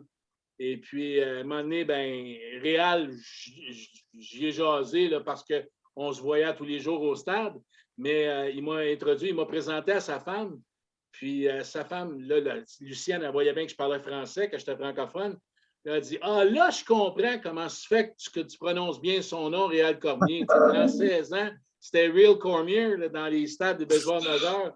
Moi, quand il arrivait en relève, c'était Now Pitching for Canada, Réal Cormier. Fait qu'elle était pas mal fière de ça. Puis je le raconte souvent, mais c'est aussi une fierté pour moi de bien prononcer là, les noms des joueurs, surtout les Québécois. À Tokyo, il y avait l'arbitre de Balma de softball, là, Geneviève Gaudreau, qui était là. Elle a fait le premier match de softball. Je suis sûr que tous les joueurs, là, qui... Bon, j'ai raconté l'anecdote avec Pierre-Luc qui m'a donné le tip of the hat. Ça reste une fierté pour moi aussi. C'est fun.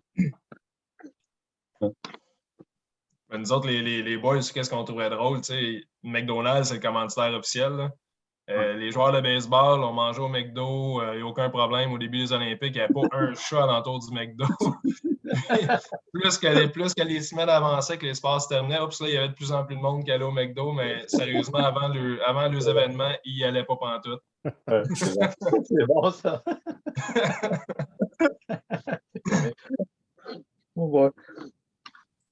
D'autres questions, les amis? Une question pour Jean. C'est quoi les noms les plus difficiles à prononcer? C'est les Japonais? Je vais te dire, avec l'habitude, c'est un beau commentaire que j'ai eu de Jim Baba de Baseball Canada. À un moment donné, on jasait. Puis Jim, il dit, toi, étant francophone, il dit, tu peux faire les noms en français, les noms en anglais. Puis il dit, tu peux même faire les noms en latin, tu sais, le roulé noir, tu sais. J'avais les noms asiatiques. C'était avec l'expérience, c'était avec justement de faire des compétitions internationales et de revoir toujours les mêmes noms d'année en année. Mais je me souviens, en 2006, j'avais été invité au Qatar aux Jeux asiatiques et puis il y avait un joueur thaïlandais. Puis quand je lisais son nom, parce que j'allais voir soit l'agent de liaison de l'équipe pour vraiment vérifier les noms, puis je ne dérangeais pas les joueurs, mais j'allais voir ces personnes de l'équipe. Puis son nom ne se prononçait pas nécessairement de la façon qu'il était écrit. Mais son nom avait 26 lettres. Ça fait 15 ans de ça, puis je me souviens encore, c'était Nilan Jalowan Kitiliwong. À toutes les fois que je le prononçais, là, mon annonceur arabe, il me regardait et il dit, comment est-ce que tu fais? Ben, je dis, après 3, c'est ma job, là, tu sais. Fait qu'après 3-4 fois, quand tu l'as pratiqué, ben, ça sort du seul, ça fait 15 ans, puis je m'en souviens encore, tu sais. Hey, écoute, je peux-tu ajouter quelque chose sur cette histoire-là, Jean? Là, Jacques, c'est de valeur que Jacques ne soit plus là. Mais écoute, on est au Wrigley Field, puis le vieux Wrigley Field, évidemment, les baux de diffusion sont un à côté de l'autre. Puis on a Harry Carey à côté de nous autres, tu sais.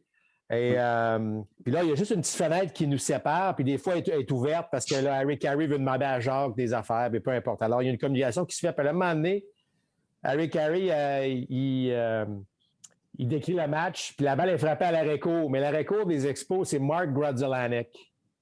Et là, Harry Carey n'est pas capable de prononcer Grudzielanek. Fait que là, il dit « Bon, to Grasha, the Expo shortstop! » Puis là, il n'est pas capable. Fait que là, la manche est finie. Il ouvre la petite vitre, puis il dit à Jacques, « What the fuck is this name? How do you pronounce? I can't pronounce. » Écoute, c'était... D'avoir Harry Carey, un grand commentateur de ce monde, n'est pas capable de prononcer, parce que c'est sûr que si tu lis Grudzielanek, c'est pas nécessairement de la même manière que ça se prononce. Alors ça, c'était... Yes, he would call it Griseldiak. Ah, il était pas capable. C'était un beau moment dans ma petite carrière de commentateur avec Jacques à ce moment-là. C'est le fun. Avez-vous d'autres choses à ajouter? Une petite question pour nos anciens joueurs, justement. Vu que Phil a ouvert la porte, j'aurais une question sur les stéroïdes. Est-ce qu'il y avait beaucoup de pression, justement? Est-ce que vous aviez l'impression que ça faisait la différence entre les majeurs puis les ligues mineures? Ou comment prévalent c'était à cette époque-là? Ben, moi, je peux répondre, si tu veux, Christian, dans le sens que moi, j'étais solide dedans. Je parle d'époque, pas moi. Là. J'aurais peut-être aimé ça. Moi, en fait, ce que je pourrais vous dire, c'est que, puis les autres ont sûrement une histoire là-dessus, mais si j'avais eu une personne influente, quelqu'un là, qui. Parce que tu entends les histoires de ceux qui ont été pris en flagrant délit à un moment donné, ont tous été à quelque part influencés par quelqu'un. Mais moi, si un joueur des ligues majeures, par exemple, là, que j'étais dans les rangs mineurs, qui me dit « Écoute, Marc, essaye ça.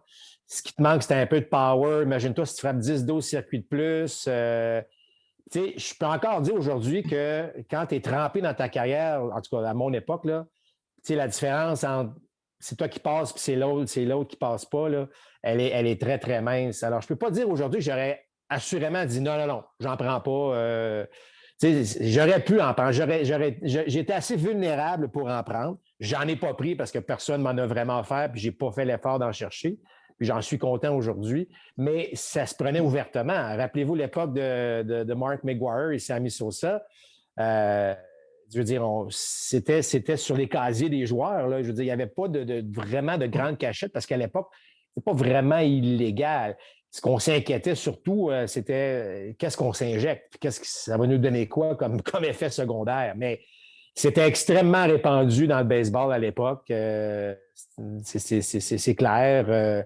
Et même, moi, selon moi, là, on pourra faire un débat là-dessus, là, mais avant 2004, il n'y avait pas vraiment de réglementation dans le baseball. Puis, j'excuse pas les joueurs qui en ont pris, mais des fois, je peux les comprendre parce que la différence d'atteindre le baseball majeur ou d'y rester est tellement mince par rapport à ceux qui ne réussissent pas. Là,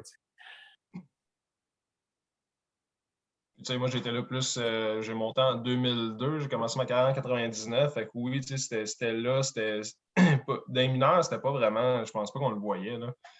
Les gars en parlaient un peu, mais dans les équipes que j'ai été, je pense qu'il n'y a pas personne qui en a pris. À moins qu'on ne l'ait vraiment pas vu. Là. Mais je sais que la journée que je suis monté dans la Ligue majeure, il y avait je prenais un locker room d'un gars de blessé. Puis quand j'ai ouvert le locker en haut, là, écoute, c'était rempli de pilules, de tout, ça n'avait pas de bon sens. Je dis, non, tu ne peux pas tout prendre ça. C'est impossible. Fait que le gars disait, même le gars du locker room me disait, ferme ça, je vais enlever ça tantôt. OK. Fait que, ça commençait un peu à plus se cacher, on dirait, parce qu'en 2003, c'était la première année, je pense, qu'ils ont fait les testings, qui étaient supposément anonymes. Puis par la suite, là, 2004, là, ils ont mis les règlements. Mais j'ai comme tombé dans l'âge que ça commençait à partir un peu. Fait que ça a bien été pour moi. J'ai pas eu à penser à ça. Parce qu'on y a pensé un peu, oui, dans les mineurs. À un moment donné, les blessures et tout. Ça a été plus après 2002, quand je me suis blessé. Je me suis dit, ça pourrait-tu aider? Puis, honnêtement, je me serais fait pogner comme tout le monde. Là, j'ai été testé à peu près toutes les années par la suite. Fait que ça n'avait absolument rien donné. Fait que ça valait pas vraiment ça valait pas la peine de perdre une carrière pour ça. Où est-ce que moi, j'étais rendu dans ma carrière? C'est ce que je trouve la beauté du baseball international comme ça. Aux Jeux olympiques, là, il n'y en a pas. Les gars sont tous testés avant de se rendre. Fait que tu n'en as pas des dopés aux Jeux olympiques. Tu es sûr qu'il n'y en a pas. Sinon, ils ne se rendront pas et ils ne sont pas là. Oui. On avait tout été testés à Toronto. Honnêtement, je pense que la différence entre les joueurs mineurs ceux qui testaient positif, il y avait beaucoup de Dominicains, il y avait beaucoup de joueurs des mineurs, mais il n'y en avait pas beaucoup des majeurs et I wouldn't agree que les joueurs, même aux Olympiques, n'étaient pas sur les stéroïdes. Honnêtement, les stéroïdes qui sont pas faciles à détecter, coûtait trop cher pour les joueurs des mineurs. Alors, les joueurs des mineurs prenaient des stéroïdes qui est plus facile à détecter et les joueurs dans les majeurs, il y avait l'argent pour avoir les stéroïdes comme the cream and the clear and the Balco investigation. Et ça se faisait avant, mais c'était pas... You couldn't detect it. Ils sont toujours en avance de WADA. Et moi, je suis sûr que les joueurs mineurs et les joueurs majeurs participaient et prenaient des stéroïdes, mais ceux qui prenaient les stéroïdes cheap se faisaient pogner. Ceux qui prenaient des stéroïdes qui coûtaient plus cher et more sophisticated étaient capables de passer les tests. Alors, comme moi et Eric, on a joué dans les probably the worst of it.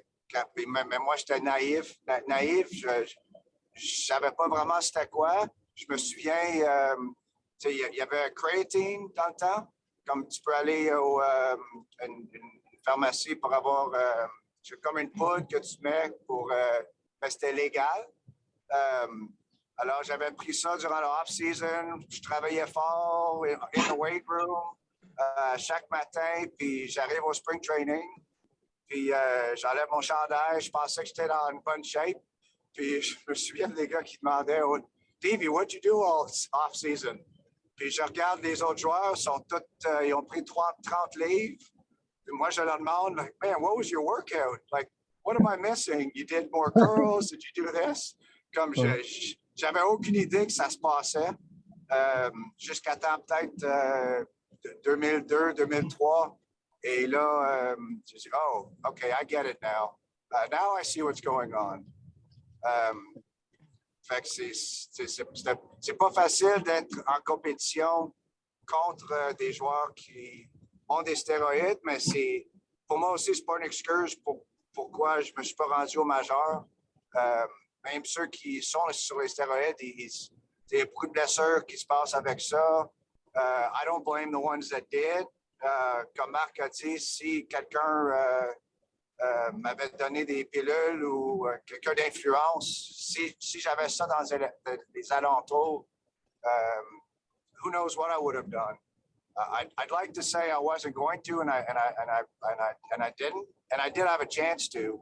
Mais il y a beaucoup de pression. C'est pas une décision facile. Alors, ceux qui ont été pognés, ceux qui n'ont été pas pognés, I don't fault them parce que c'est juste, that was the nature of it back then. And it was just a tough spot to be in. I wish they would have regulated it right away. I wish they would have tested, done everything they could to get it out of the game so you feel like you're competing with everyone at the same level. But, it is what it is at this point. On prend l'attrait de la puissance là, pour les lanceurs, mais Greg Maddux avec sa balle à 89 000, sa sinker à 89 000 à l'heure sur le coin de la plate, là, il n'avait pas besoin de stéroïdes. Puis au niveau des frappeurs, ben oui, gagner de la puissance, mais j'ai jamais entendu parler de stéroïdes qui amélioraient la coordination main-œil pour la frapper la balle au bord de la plate. Tu sais. Non, mais si tu l'as déjà, par exemple un Barry Bonds, okay, ça devient une machine de guerre. Là. Tu sais, ils les auraient frappés pareil, ces circuits. Tu sais. Mais il aurait peut-être été à 450 pieds au lieu de 550, mais ils auraient frappé pareil, ces circuits. C'est ça. Ouais, mais aurais-tu la même confiance? C'est ça. Non, je comprends. Ça joue dans le mental, je pense aussi. Là, moi, je me souviens, 2001, ça a été ma très, très, très grosse année, juste avant de me faire mettre sur le 40-man roster. 99, je pense, ça avait commencé un Justin Dion, que ça se vendait en pharmacie un peu partout. Fait que j'avais commencé, j'ai pris ça en 2001. Puis, finalement, maintenant, c'est illégal. Là. Mais au moment où je l'ai pris, c'était légal, je le prenais. Ça a fait sortir un test positif au Nandrolone. Mais il a fallu que je rencontre un psychologue ici et ça. Puis j'ai dit, regarde, voici ma bouteille. Là. Voici ce que je prends. Je peux te donner la bouteille. Si vous me dites que c'est pas légal et que ça contient quelque chose que je n'ai pas le droit de prendre, je ne le prendrai pas. C'est pas grave. Là. Mais ça fait une différence quand même. Quand tu sens que tu as quelque chose que tu lances plus fort mentalement, ça donne une confiance. Puis, j'ai continué à lancer fort par après aussi. Là. Mais, 2002, j'étais juste sur protéines, créatine, ces choses-là. Mais, 2001, là, je lançais 96 000 à l'heure. Est-ce que c'était à cause que je prenais ça? Je ne le sais pas. Est-ce que c'était mentalement? Je me disais que ça m'aide beaucoup. Mais, c'était un dérivé très, très proche de la stéroïde, vu que j'ai été quand même testé positif pour. Mais, je n'avais jamais pris. Là. Fait que c'est comme un peu... je pense, honnêtement, mentalement, ça doit aider beaucoup. c'est beau. Oui, ben pour vrai, oui, je pense que oui. Est-ce que ça a vraiment un impact réel sur un lanceur, sur un frappeur? Je ne sais pas. Il faudrait vraiment plus l'analyser, mais comme je te dis, un super athlète comme un Barry Bonds qui prend ça, que ça donne encore plus de puissance, plus de rapidité, on tombe dans un autre monde. C'est sûr que quand tu reviens de blessure, ou de toffer le sens, tout le monde le dit, je ne connais pas ça, là, je n'ai pas joué à la game, mais tout le monde le dit, c'est de durer les 162 games. Là. Fait que dans la saison, de récupérer plus facilement, là, c'est un autre débat aussi. Oh ouais. Le baseball, c'est top sur un corps. Là. Marc l'a plus vécu comme joueur de position. Là. Nous autres, comme lanceurs, moi, j'étais un partant. Phil Lucie, je pense qu'il était partant. Fin de carrière, j'étais plus en relève, je lançais plus souvent, moins de manches, mais plus souvent. C'est tough sur un corps. C'est pas évident. Un joueur de position, il faut que tu sois concentré aussi tout le temps. Là. C'est 9 manches à être concentré, à courir parce que on essaie d'expliquer aux jeunes qu'un voltigeur, il ne fait pas juste attraper la balle quand il est frappé à lui, puis courir quand il est frappé à lui. Il faut qu'il couvre un but, il faut qu'il bouge tout le temps sur chacun des jeux. Ça doit être beaucoup plus tough. Même à 144 games là, dans un été, c'est rough. Là. Ma première saison professionnelle, on m'avait dit attention aux Dog Days of August. Je fais quoi sur les Dog Days of August? On part la machine, avril, mai, juin. Hey, fin juillet, là, ça te rentre comme un 10 roues qui te rentre dans. Écoute, le bâton pèse 8 tonnes. Tu lances le plus fort que tu peux, puis la balle a de la misère à se rendre dans l'intercepteur. C'est comme, mais qu'est-ce qui se passe? Puis ça arrive à tous les joueurs, là, dans les joueurs de position surtout, parce que là, c'est ce que je parle. Là, mais puis là ça te frappe. Puis là écoute, tu tombes dans un passage à vide épouvantable. Puis à un moment donné, tu t'en sors, mais assez pour vraiment le sentir pendant une couple de semaines. Puis une couple de semaines, ça veut dire 10, 12, 15 matchs. Puis 10, 12 mauvais mauvais matchs, bien, ça veut dire un certain nombre de présences au bâton. Mais c'est vrai, c'est pas évident.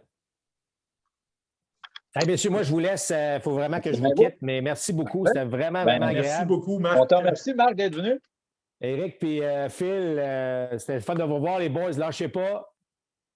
Merci, Phil, mon fils s'en va jouer en Louisiane à l'automne. Il y a eu un scholarship à Beaujeu Parish. Fait qu'il s'en va dans ce coin-là. Wow. All right. 2 heures d'ici, mais je vais I'll keep an eye on him. Hey. All right, salut, gang. Merci à tout le monde. Merci, Salut, Joël. Merci, Marc. Salut. Bon, ça ne vous dérange pas, on peut arrêter la réunion comme ça. Fait que, écoutez, je voudrais remercier les 2 joueurs qui sont demeurés avec nous jusqu'à la fin. Puis on va remercier les autres aussi en même temps. Ça a été très intéressant de vous avoir. Puis merci aussi à Jean. Écoute, Jean, tu as fait un bon job. Merci. Ça fait que pour les membres de Sabre, je veux juste vous dire que je suis en train de négocier une prochaine réunion qui va probablement avoir lieu aux alentours du mois de mai. Je ne peux pas vous en parler pour l'instant encore parce que ce n'est pas officiel, là, mais on est en train de négocier. Inquiétez-vous pas, on va avoir une autre réunion qui s'en vient. Merci beaucoup, Jean. Et puis merci aux joueurs aussi. C'est ça. On a eu bien du plaisir. Éric, si tu veux te joindre à notre groupe, c'est ouvert. Hein? Oui. C'est juste devenir membre. Vous pouvez m'inviter quand vous voulez. Tu demanderas à Jean. C'est ça. Les 9 Québécois, l'histoire est écrite. Là. Alors, vous faites toute partie de l'histoire du baseball au Québec. C'est exactement ça. Oui. Exactement. C'était un de mes buts de raconter ces histoires-là. Ou d'avoir des gars pour raconter leurs histoires. Puis c'est pas une histoire qu'on entend souvent non plus, les Olympiens québécois. C'est très rare qu'on en parle. On parle toujours des Québécois qui ont joué dans le baseball majeur, dans le baseball mineur, mais aux Olympiques, on n'en parle pas trop. Fait que c'est une belle initiative de Jean. Fait que, on vous remercie beaucoup. Et on se voit des autres développements. Merci, les gars. Merci. Salut. À la prochaine. Bon, puis on espère qu'on aura du baseball cette année. Oui, espérons. Patrick, je peux juste. Vas-y. Je voulais juste mentionner pour la revue de Canadien de baseball aussi, on accepte les articles jusqu'au 15 avril pour notre premier appel de soumission. Articles en français ou en anglais. Donc, il y a les détails sur notre site, là, mais on espère que ça va être une bonne première fournée d'articles et quelques-uns en français, j'espère. Ça il va en avoir au moins un, Christian. Pardon? Vas-y, Philippe. C'est quoi exactement cette revue, Christian? Donc, en anglais, c'est le Journal of Canadian Baseball. Donc, c'est une revue semi-savante qui est lancée avec des collègues ici à l'Université de Windsor, mais avec Andrew North de Sabre, puis Bill Humbert, tout ça. Donc, l'idée, c'est d'avoir des articles à, disons, un peu le même niveau que dans le Sabre Research Journal, mais aussi des trucs un peu plus, à la fois très scientifiques et des trucs un peu plus accessibles sans trop de références. Là. Donc, un peu des deux. Là. On a 3 catégories d'articles qui peuvent être soumis. Donc, ça répond à ta question, Philippe? Ça répond à ta question, Philippe? Oui. Bon. Je n'étais pas au courant de cette publication. OK. J'enverrai un courriel aux membres pour les informer. D'ailleurs, la date, c'est le 15 avril, Christian? Oui, donc il va y avoir d'autres éditions après, mais pour la première, c'est le 15 avril, c'est la première date maintenant.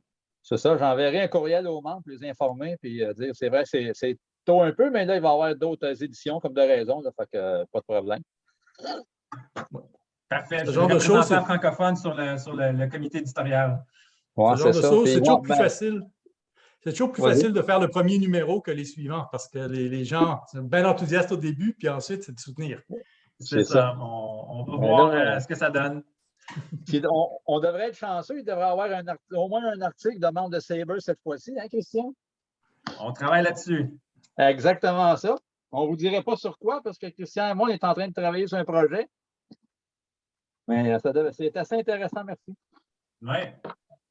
Ben, c'est ça, la difficulté, c'est qu'il y a le lien avec comment ça s'appelle, le Canadian Baseball Research Network ou je ne sais pas quoi, là, donc ils font la conférence à Toronto à chaque année. Ouais. C'est ça qui est supposé un peu nourrir aussi la revue. Le problème, c'est que là, la conférence n'a pas eu lieu depuis 2019, je pense. C'est ça, exactement ça. La pandémie a coupé les ponts un peu. Hein? La convention de Sabre. Ouais. En plus, oui, donc on va espérer que... Il va falloir que ça reprenne. Ça va, ça reprenne exactement ça, mais on s'en va du bon côté, comme dirait mon père. Oui. C'est ça. Donc, c'est beau comme ça, les amis? Oui, merci beaucoup. Merci, Patrice. Pas de problème. Hey, Philippe, on peut-tu faire un Zoom un petit peu plus tard, après-midi? Quand tu veux. Parfait.